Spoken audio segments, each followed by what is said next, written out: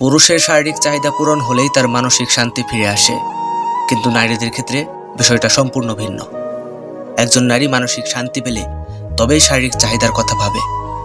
নারী এবং পুরুষের চাহিদার এই ভিন্নতার কারণেই তাদের সম্পর্ক আরও জটিল এবং গভীর।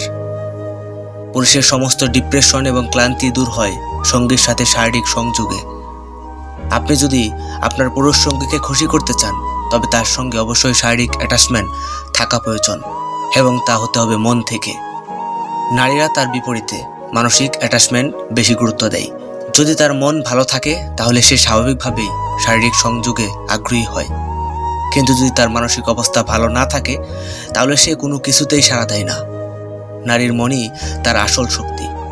একজন নারী চাইলে একজন পুরুষের জীবনকে নতুন করে সাজাতে পারে, আবার সেই নারী চাইলে একজন পুরুষের জীবনকে পুরোপুরি নষ্টও করে দিতে পারে।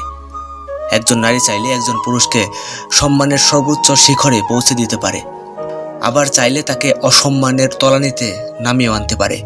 নারী চাইলে একজন পুরুষকে আর্থিকভাবে সমৃদ্ধ করতে পারে, আবার চাইলে তাকে নিঃস্বও করে দিতে পারে। নারী চাইলে একটা সুন্দর পরিবার, সুখী সংসার গড়ে তুলতে পারে, আবার চাইলে সেই সংসারকে ধ্বংসও করে দিতে পারে। নারী একজন পুরুষকে পরিবার, সমাজ এবং নিজের প্রতি আবদ্ধ রাখতে পারে, আবার চাইলে সে পুরুষকে একা করে পরিবারহীন করে ছুঁড়ে ফেলতে পারে। নারী তার শিক্ষা, শক্তি, মায়া, ভালোবাসা এবং মমতার মাধ্যমে পুরো পৃথিবীকে বদলে দেওয়ার ক্ষমতা রাখে। নারী চাইলে একজন পুরুষকে শত খারাপ অভ্যাস থেকে মুক্ত করে ভালো মানুষে পরিণত করতে পারে, আবার ভালো মানুষকেও নষ্ট করতে সক্ষম। নারী, তোমার প্রতি আমার অগাধ বিশ্বাস। তোমার সৌন্দর্য, শিক্ষা এবং ভালোবাসার শক্তি দিয়ে তোমার সংসার, পরিবার এবং সমাজকে সুন্দর করে তুলবে।